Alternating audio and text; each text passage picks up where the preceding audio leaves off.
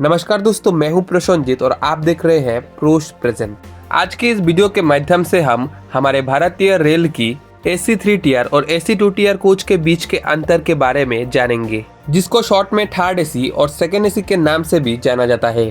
तो चलिए शुरू करते हैं। AC 3 टियर और AC 2 टियर कोच के बीच सबसे बड़ा अंतर ये है, AC 3 टियर कोच के केबिन पर जहां 8 सीट होते हैं और दूसरी तरफ AC 2 टियर कोच के केबिन पर 6 सीट होते हैं। यानी AC 3 टियर के मुकाबले AC 2 टियर कोच के केबिन पर 2 सीट कम होते हैं। AC 3 टियर कोच के केबिन पर 2 upper berth, 2 lower berth, 2 middle birth, एक साइड लोअर बर्थ और एक साइड अपर बर्थ होते हैं।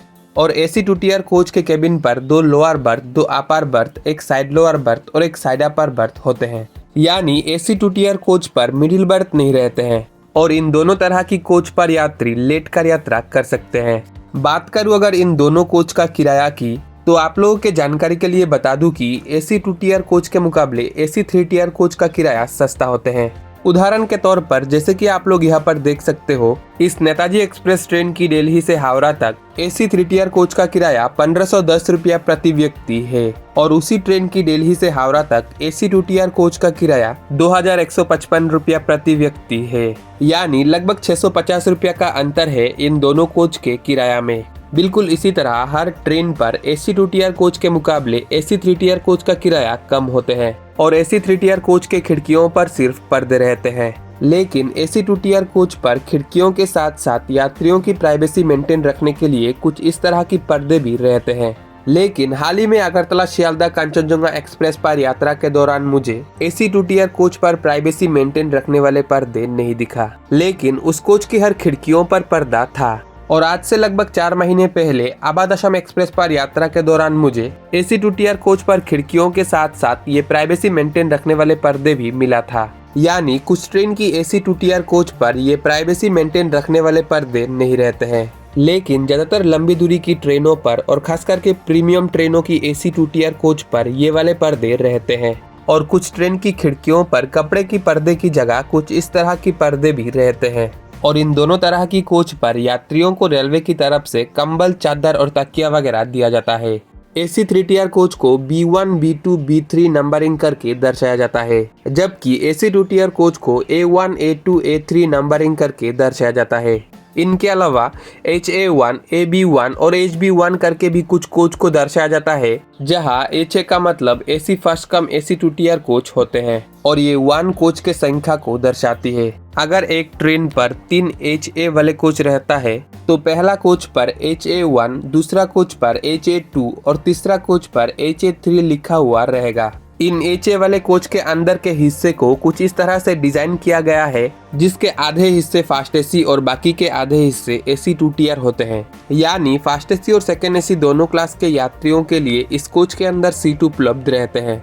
बिल्कुल इसी तरह AB1 वाले कोच के आधे हिस्से AC 3 टियर और बाकी के आधे हिस्से AC 2 टियर होते हैं और HB1 वाले कोच के आधे हिस्से AC 3 टियर और बाकी के आधे हिस्से फास्ट AC होते हैं। AC 3 टियर कोच को शॉर्ट में 3A और AC 2 टियर कोच को शॉर्ट में 2A कहा जाता है। इन कोच के टिकट बुकिंग करने के वक्त आप लोगों को AC 3 टियर की जगह 3A और AC 2 टियर की जगह 2A देखने को मिल सकते हैं। इनके अलावा इन दोनों तरह की कोच पर RAC टिकट भी लागू होते हैं। बात करूं अगर इन दोनों कोच का कैपेसिटी की, तो आप लोगों के जानकारी के लिए बता दूं कि एक ICF AC 3 टियर कोच का कैपेसिटी 64 सीट प्रति कोच है और एक LHB AC 3 टियर कोच का कैपेसिटी 72 सीट प्रति कोच है और एक ICF AC 2 टियर कोच का कैपेसिटी 48 सीट प्रति कोच है और एक LHB AC 2 टियर कोच का कैपेसिटी लगभग 54 सीट प्रति कोच है। यानी AC 3 टियर के मुकाबले AC 2 टियर कोच पर सीट कम होते हैं। अब बात करूं अगर इन दोनों कोच के अंदर कंफर्ट और प्राइवेसी की, तो कंफर्ट और प्राइवेसी के मामले में AC 3 टियर कोच के मुकाबले AC 2 टियर कोच बेहतर होती है, क्योंकि AC 2 टियर कोच की तरह AC 3 टियर कोच पर ये वाले पर्दे नहीं रहते हैं जो यात्रियों की प्राइवेसी मेंटेन रखते हैं। इनके अलावा AC 3 टियर के मुकाबले AC 2 टियर कोच का सीट भी बेहतर होती है। खास करके AC 3 टियर के अपर बर्थ के मुकाबले AC 2 टियर की अपर बर्थ के ऊपर की ओर काफी ज्यादा स्पेस रहता है और AC 2 टियर कोच पर मिडिल बर्थ नहीं रहने के कारण इस कोच पर AC 3 टियर के मुकाबले भीड़ भी कम होते हैं। अब बात करूं अगर खाना की, तो आप लोगों के जानकारी के लिए बता दूं कि दुरंतो और राजधानी जैसे कुछ गिने चुने ट्रेन की इन दोनों तरह की कोच पर यात्रियों को रेलवे की तरफ से खाना उपलब्ध किया जाता है, जिसकी पैसे यात्रियों से उनके टिकट के साथ जुड़ के पहले ही ले लिया जाता है, जहां वेज और नॉन वेज दोनों तरह की ऑप्शन यात्रियों को मिलती है। अगर कोई यात्री ट्रेन का खाना नहीं खाना चाहते हैं तो टिकट बुकिंग करने के वक्त खाना कैंसिल भी कर सकते हैं, जिससे उनकी टिकट पर खाना का पैसे नहीं जुड़ा जाएगा। ज्यादातर ट्रेनों की इन दोनों तरह की कोच पर यात्रियों को रेलवे की तरफ से खाना उपलब्ध नहीं किया जाता है। ज्यादातर लंबी दूरी की ट्रेनों पर पेंट्री कार उपलब्ध रहते हैं और उन पेंट्री कार वालों से यात्री खाना खरीद कर खा सकते हैं।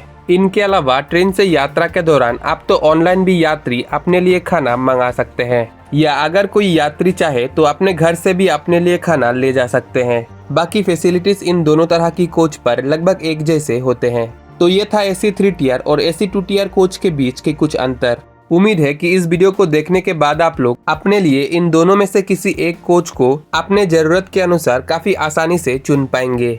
फिर भी अगर आप लोगों के मन में कुछ सवाल या सुझाव हैं तो कमेंट सेक्शन पर जरूर बताइएगा। तो चलिए मिलते हैं अगले वीडियो पर, और धन्यवाद इस वीडियो को अंत तक देखने के लिए।